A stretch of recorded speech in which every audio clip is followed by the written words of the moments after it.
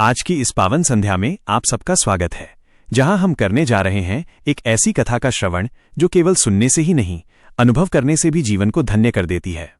ये कथा है सत्य की, ये कथा है श्रद्धा की, और ये कथा है परमात्मा के उस रूप की जो अपने भक्तों के जीवन में प्रेम, परीक्षा और प्रसाद तीनों के माध्यम से आता है। आप सब तैयार हैं ना? तो चलिए आरंभ करते हैं इस अद्भुत यात्रा को। और याद रखिए, जो भी इस कथा को सुन रहा है वो आज केवल श्रोता नहीं, साक्षी है उस सत्य के जो युगों से अडिग खड़ा है। और इसी भाव से मैं कहूंगा, जुड़े रहिए हमारा चैनल युक्तिबान के साथ, क्योंकि यहां कथा केवल बोली नहीं जाती, महसूस की जाती है। कथा का आरंभ, एक नगर और संत का आगमन। अब आरंभ करते हैं वो क्षण जहां एक नगर था, शांति का प्रतीक, जहां लोग अपने अपने कर्मों में रत थे, परंतु भीतर कहीं एक शून्यता थी, एक अधूरापन था। वहां के लोग भौतिक सुख में तो डूबे थे, पर मन के मंदिर में दीप नहीं जले थे। एक दिन उस नगर में एक संत का आगमन हुआ। वो साधारण नहीं, कुछ अलग थे। उनके चरणों से जैसे भूमि पर प्रकाश फैलता जा रहा था। लोग भागे भागे आए, बोले, महाराज बताइए, कैसे जीवन में सुख आए, कैसे धन मिले, कैसे शांति मिले। तब उस महात्मा ने मुस्कुराकर कहा, जब तक सत्य को नमन नहीं करोगे, जब तक सत्यनारायण की कथा नहीं सुनोगे, तब तक जीवन अधूरा रहेगा। ये सुनते ही लोगों के मन में प्रश्न उठा, सत्यनारायण कौन है वे, क्या है वे? तब महात्मा ने कहा, वही जो तुम्हारे जीवन के हर सुख दुख के साक्षी हैं, वही जो बिना पुकारे भी सुनते हैं और बिना मांगे भी देते हैं। यहीं से आरंभ होती है सत्यनारायण की महिमा की वो गाथा जो युगों से चली आ रही है और जिसे सुनने वाला कभी खाली नहीं लौटता। व्रत की विधि और निर्धन ब्राह्मण। श्रोतागण, महात्मा ने कहा कि सत्यनारायण का व्रत करना एक ऐसा पुण्य है जो न केवल मनोकामनाएं पूर्ण करता है बल्कि मन को भी शुद्ध करता है। विधि अत्यंत सरल है। मन को पवित्र कर, स्नान कर, स्वच्छ वस्त्र धारण कर, किसी शुभ मुहूर्त में भगवान विष्णु के सत्यनारायण रूप का पूजन किया जाता है। पंचामृत स्नान, तुलसी पत्र, धूप, दीप, नैवेद्य सब अर्पित कर कथा श्रवण किया जाता है। कथा के बाद प्रसाद का वितरण और भोजन, ये सब केवल एक कर्म नहीं, एक साधना है। परंतु अब सुनिए उस रहस्यमय घटना को जो इस कथा के बीच की तरह पहली बार घटित हुई थी। बहुत समय पहले एक निर्धन ब्राह्मण रहता था। उसके पास धन नहीं था, पर मन बड़ा पवित्र था। वो रोज भीख मांगकर दिन गुजारता और शाम को भगवान के नाम का जप करता। एक दिन जब वो निराश हो चुका था, उसके मन में विचार आया, हे प्रभु, क्या मेरा जीवन व्यर्थ चला जाएगा? तभी अचानक सामने एक वृद्ध स्वरूप में भगवान प्रकट हुए। ब्राह्मण चौंक गया, बोला, आप कौन? वृद्ध बोले, मैं वही हूं जो तुम्हारे मन के भीतर है, मैं सत्यनारायण हूं। ब्राह्मण ने विस्मय से देखा, उसका शरीर कांप उठा, आंखों से आंसू बहे। बोला, प्रभु, मेरे पास आपको अर्पित करने के लिए कुछ नहीं। तब भगवान बोले, मुझे भोग नहीं चाहिए, मुझे केवल श्रद्धा चाहिए। कल प्रातः मेरे नाम का व्रत करना और अपनी श्रद्धा से कथा सुनना, तुम्हारा जीवन बदल जाएगा। और देखते ही देखते भगवान अदृश्य हो गए। श्रोतागण, जब उस ब्राह्मण ने दूसरे दिन व्रत किया तो जैसे उसके जीवन में जादू हो गया। उसकी भीख का कटोरा भर गया, उसके घर में अन्न का भंडार उमड़ पड़ा। ये देखकर नगरवासी आश्चर्य में पड़ गए। उन्होंने पूछा, भाई ये कैसा चमत्कार हुआ? ब्राह्मण मुस्कुराया और बोला, ये सत्यनारायण का प्रसाद है, तभी से यह व्रत आरंभ हुआ। व्यापारी सद्गति का अहंकार और परीक्षा। लेकिन रुको श्रोतागण, ये तो केवल आरंभ था, कहानी अभी और गहरी है। क्योंकि हर कथा में जैसे एक रहस्य छिपा होता है, वैसे ही इस कथा में भी कुछ ऐसा घटने वाला है जो आपकी आत्मा को झकझोर देगा। और यही तो हमारी पहचान है, हमारा चैनल युक्तिबान, जहां कथा के हर मोड़ पर कुछ अप्रत्याशित होता है। अब सुनिए, उसी नगर में एक व्यापारी रहता था, नाम था सद्गति। वो बहुत अमीर था, परंतु घमंडी। जब उसने ब्राह्मण की बात सुनी तो हंस पड़ा, अरे भला कुछ पूजा पाठ से भी धन मिलता है? धन तो व्यापार से आता है। परंतु उसकी पत्नी श्रद्धालु थी। उसने कहा, स्वामी, इस व्रत को एक बार कर लीजिए, क्या पता ईश्वर की कृपा बरस जाए। पर व्यापारी ने टाल दिया। वो समुद्र पार व्यापार करने चला गया और जाते जाते बोला, मैं लौटकर देखूंगा तुम्हारे उस सत्यनारायण को। और यहीं से आरंभ होता है भाग्य का खेल। समुद्र में तूफान उठा, व्यापार नष्ट हुआ, जहाज डूबने लगा। व्यापारी भयभीत होकर बोला, हे ब्रह्मा, हे विष्णु, हे सत्यनारायण, यदि मैं बच गया तो आपका व्रत अवश्य करूंगा।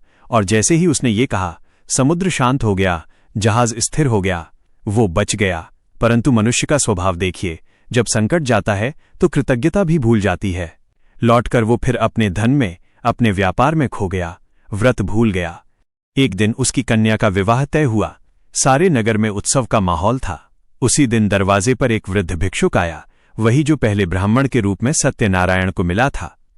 उसने कहा, पुत्र, क्या आज सत्यनारायण की पूजा नहीं करोगे? व्यापारी ने हंसते हुए कहा, अभी तो विवाह है, बाद में करेंगे। वृद्ध मुस्कुराया और चला गया।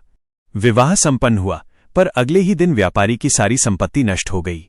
जहाज डूब गए, बेटा बीमार पड़ा और पुत्री का घर उजड़ गया। वो टूट गया, बोला, हे प्रभु, मैं समझ गया, यह मेरे अहंकार की सजा है। तब उसकी पत्नी ने कहा, अब विलंब मत करो, आज ही सत्यनारायण व्रत करो। और जब उसने सच्चे मन से व्रत किया, सब कुछ लौट आया, परिवार में सुख, समृद्धि और आनंद भर गया। कथा का संदेश और रहस्य।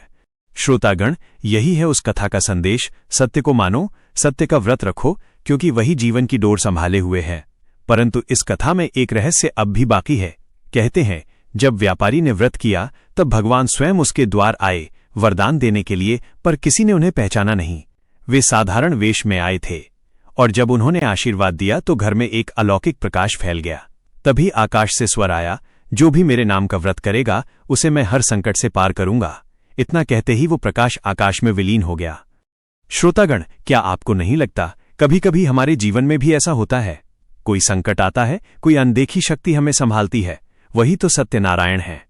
और जो ये कथा सुनता है उसका जीवन भी इस अनुग्रह से भर जाता है। ये कथा यहीं समाप्त नहीं होती, अभी और गहराई बाकी है, और उस गहराई में छिपा है वो सत्य जिसे जानने के बाद आप कभी पहले जैसे नहीं रहेंगे। तो श्रोतागण, जुड़े रहिए, क्योंकि भाग 2 में हम उस रहस्य का पर्दा उठाएंगे जहां भक्त की परीक्षा और भगवान की कृपा एक ही क्षण में मिलती है। तब तक मन में ये भाव रखिए, सत्य ही नारायण है और नारायण ही सत्य है। और हाँ, यदि आपको ये भाव पसंद आया हो तो कथा के साथ जुड़े रहिए। हमारा चैनल युक्तिबान इसी भावना को आगे बढ़ाता रहेगा, जहां हर कथा केवल सुनी नहीं, जानी भी जाती है। कथा का भाग 2, परीक्षा की अग्नि और नम्रता का प्रसाद। श्रोतागण, कथा के पिछले भाग में हमने देखा कि कैसे व्यापारी सद्गति ने अपने अहंकार के कारण सत्यनारायण व्रत को टाल दिया और जीवन में विपत्तियां बुला लीं। पर जब उसने सच्चे मन से व्रत किया, भगवान ने उसे वापस सब कुछ दे दिया। परंतु भगवान की कथा यहीं समाप्त नहीं होती, क्योंकि सत्य की परीक्षा कभी समाप्त नहीं होती। व्यापारी पर संकट और राजदंड। एक दिन वो व्यापारी फिर समुद्र पार व्यापार करने चला और जाते जाते अपनी कन्या से कहा, बेटी, घर में सत्यनारायण की पूजा नियमित करना, यही हमारी समृद्धि की कुंजी है। कन्या बोली, पिताजी निश्चिंत रहिए, मैं हर पूर्णिमा को व्रत करूंगी। और सचमुच वो ऐसा करने लगी। लेकिन जीवन की धारा में जब सब कुछ स्थिर दिखता है, तभी भाग्य का एक नया मोड़ आता है। व्यापारी के जहाज इस बार सफल हुए, पर लौटते समय राजा के सैनिकों ने उसे पकड़ लिया, यह कहकर कि तुम झूठे व्यापारी हो, तुमने कर नहीं चुकाया। उसने बहुत समझाया, मैं निर्दोष हूं, मैं सत्यनारायण भक्त हूं, पर राजा ने नहीं सुना और उसे जेल में डाल दिया। रात भर वो भगवान का नाम जपता रहा, कहता, हे प्रभु, मैं जानता हूं आप मेरी परीक्षा ले रहे हैं, पर अब मुझसे सहा नहीं जाता। तभी आधी रात को जेल में एक प्रकाश हुआ। प्रहरी सो गए, ताले खुल गए और आकाश से स्वर आया, भक्त भय मत कर, तू कल मुक्त होगा। अगले दिन राजा के सपने में भगवान आए और बोले, जिस भक्त को तूने बंद किया है वो मेरा प्रिय है। राजा भयभीत होकर दौड़ा, व्यापारी के चरणों में गिर गया और बोला, क्षमादान दे दीजिए, मैं आपकी भक्ति का अपमान कर बैठा। व्यापारी ने मुस्कुराकर कहा, राजन, मुझे नहीं, सत्यनारायण को प्रणाम करो। लकड़हारा, शीलवान और अंतिम सीख। श्रोतागण, यही है सत्य की शक्ति। भगवान का नाम जहां लिया जाता है वहां अन्याय टिक नहीं सकता। जब व्यापारी लौटा तो नगर में लोग उसकी आरती करने लगे, पर वो विनम्र होकर बोला, मैं नहीं, भगवान की महिमा कीजिए। तभी एक मधुर गंध फैली और एक अदृश्य स्वर गूंजा, भक्त जब नम्र होता है तभी उसका व्रत पूर्ण होता है। यही है सत्यनारायण व्रत की अंतिम भावना, अहंकार त्यागो, श्रद्धा अपनाओ। अब श्रोतागण, सुनिए उस आखिरी घटना को जो इस कथा को दिव्यता के शिखर पर ले जाती है। बहुत वर्षों बाद उसी नगर में एक लकड़हारा रहता था, नाम था शीलवान। वो गरीब था, रोज जंगल से लकड़ी लाता और बेचता। एक दिन उसे रास्ते में एक महात्मा मिले। उन्होंने कहा, पुत्र, आज तुम्हारा भाग्य जागने वाला है, सत्यनारायण व्रत करो, सब कुछ बदल जाएगा। लकड़हारा बोला, महाराज, मेरे पास तो कुछ नहीं। महात्मा बोले, सत्यनारायण को वस्त्र, धन या सोना नहीं चाहिए, उन्हें बस सच्चा मन चाहिए। उस दिन शाम को उसने अपने घर में मिट्टी का दीपक जलाया, केले का प्रसाद बनाया और भावपूर्वक कहा, हे प्रभु, मैं आपको केवल अपनी श्रद्धा अर्पित करता हूं। श्रोतागण, जैसे ही कथा पूरी हुई उसके घर में प्रकाश छा गया।